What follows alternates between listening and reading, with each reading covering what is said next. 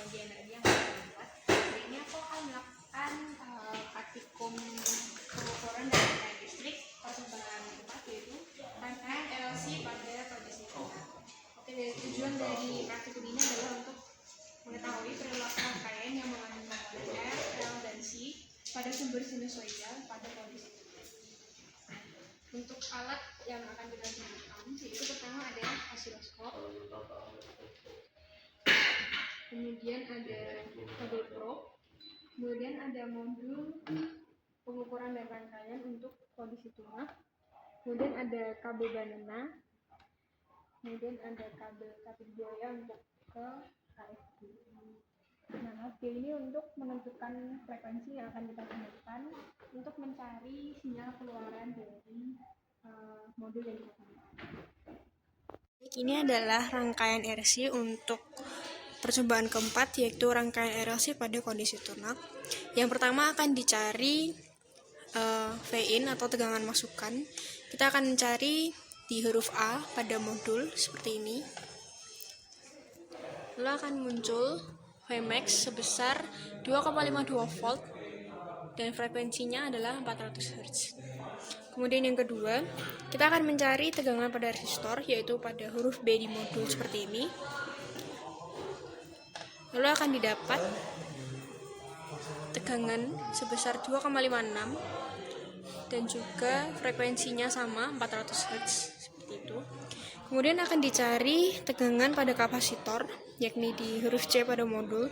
Namun karena modul di bagian atas sedang bermasalah, maka akan kita cari pada bawahnya seperti ini.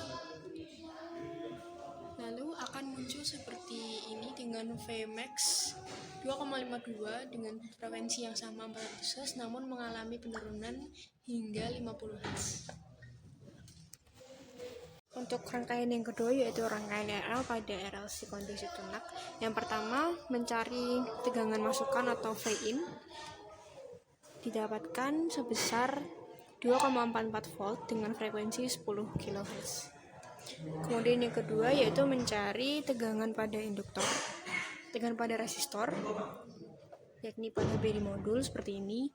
Kemudian akan didapat Vmax sebesar 2,44 volt dengan frekuensi 10 kHz.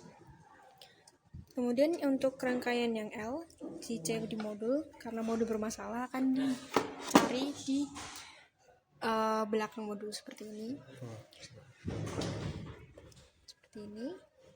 Akan didapat frekuensi sebesar dengan frekuensi 10 kHz didapat Vmax sebesar 2,44 volt.